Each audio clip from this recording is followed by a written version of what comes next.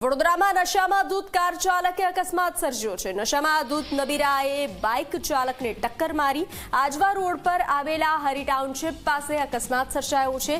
Bike ચાલકને ઈજા થતા સારવાર માટે હોસ્પિટલ ખસેડાયો છે। સ્થાનિકોએ ગાડી ચેક કરતા ગાડીમાંથી દારૂની બોટલો મળી આવી હતી। પોલીસે સમગ્ર મામલે તપાસની કામગીરી હાથ ધરી છે।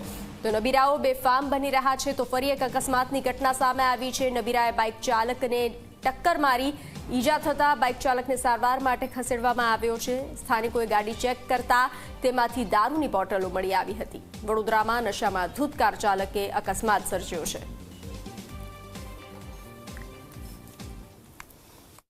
ગાડીમાંથી 4 થી 5 ક્વાર્ટર નીકળ્યા છે તો પ્રશાસને એનું ધ્યાન આલવું પડે। પોલીસ પ્રશાસનને બી જણાવવાનું કે તમે બી ધ્યાન આલો।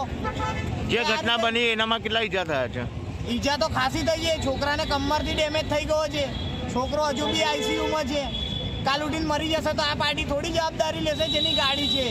એની ગાડીની હાલત જો જે પ્રમાણે જે એને ગાડી ઠોકી છે કેટલી સ્પીડે હશે તમે વિચારી શકો છો। જે ઘટનામાં જે ડ્રાઈવર હતો એ નશાની હાલતમાં હતો? ફૂલ ટાઈટ છે પાર્ટી તો ફૂલ એકદમ ટાઈટ નશામાં હાલતમાં ગાડી ચલાવી રહી હતી અને પાર્ટીને ઊભું રહેવાના બી હોશ નહોતા।